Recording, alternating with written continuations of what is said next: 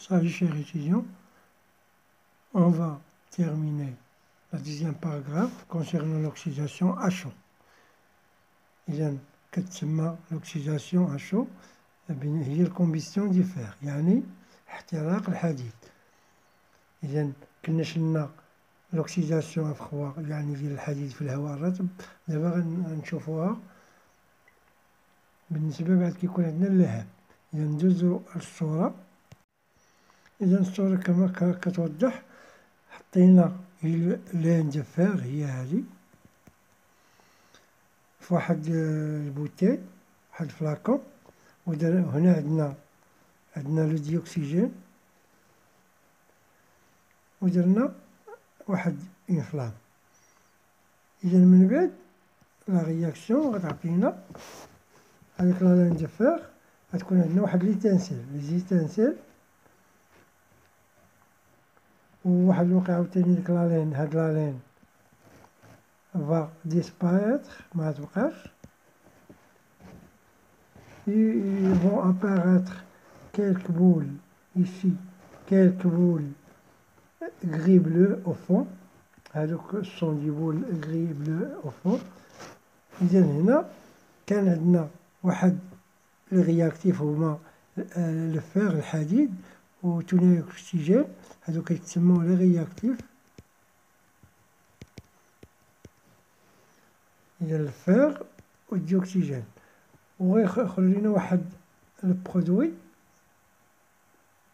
هو هاد، غنعرفوه من بعد، غيتسمى لوكسيد دو فير مانيتيك. غنحاولو نشوفو في ورقة الإنجاز. إذا بالنسبة للفير هادو كيتسماو دي رياكتيف،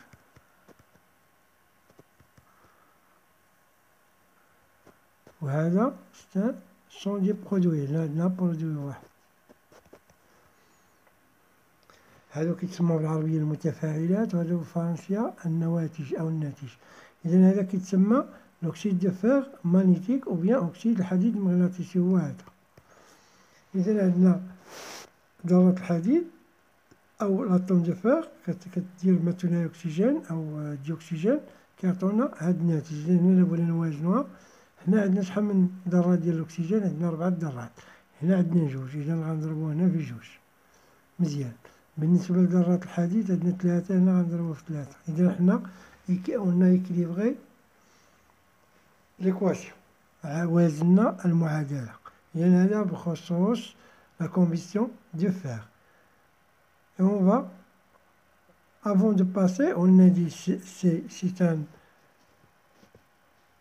دي بول، هنا قلنا gris bleu، هذا هو تقريبا اللون ديالو.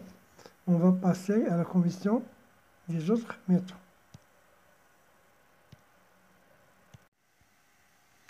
Pour la combustion de quelques métaux en poudre, on va travailler sur 3 métaux, c'est l'aluminium, le zinc et le cuivre. Bon, on introduit dans une paille, voilà une paille. On introduit ici des poudres métalliques. La première fois, on introduit une poudre d'aluminium, ensuite un poudre de zinc, et à la fin un poudre de cuivre.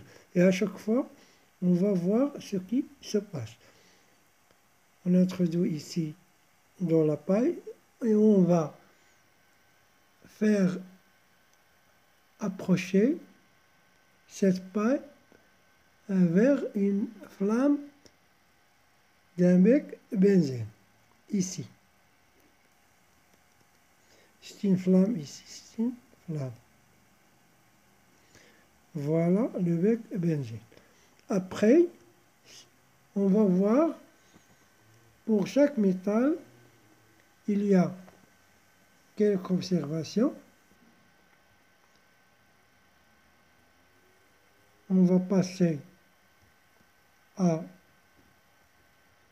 ورقة الإنجاز. Pour la poudre d'aluminium, on va observer après la combustion de l'aluminium avec le dioxygène, on va voir une étincelle, des étincelles et apparition d'une poudre blanche.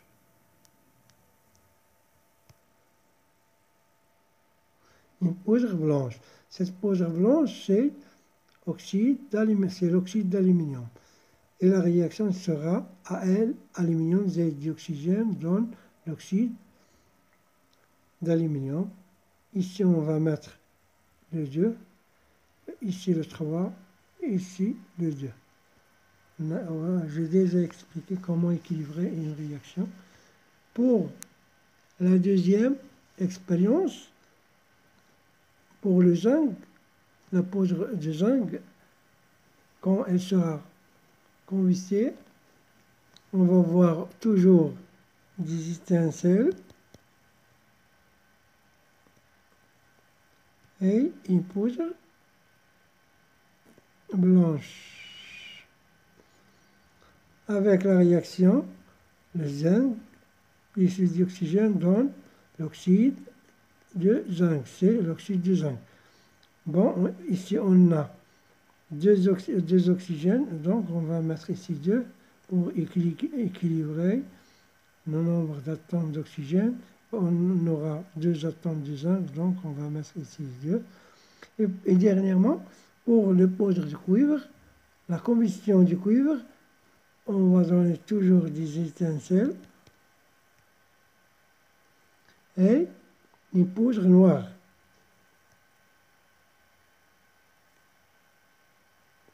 Poudre noire pour la réaction. Et la flamme, j'ai oublié, et la flamme ici pour le cuivre. Et la flamme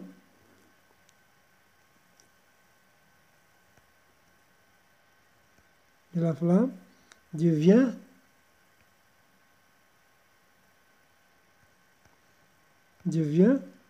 verte. Donc, 3 choses, étincelle, poudre noire et la flamme devient verte. Et ici, on va mettre ici le 2 et ici le 2. La dernière paragraphe sera la conservation de la masse. Lors d'une réaction chimique, toujours la masse des réactifs sera toujours égale à la masse des produits. Je vais vous faire voir. En général, la conservation de la masse, on aura les réactifs et on a les produits.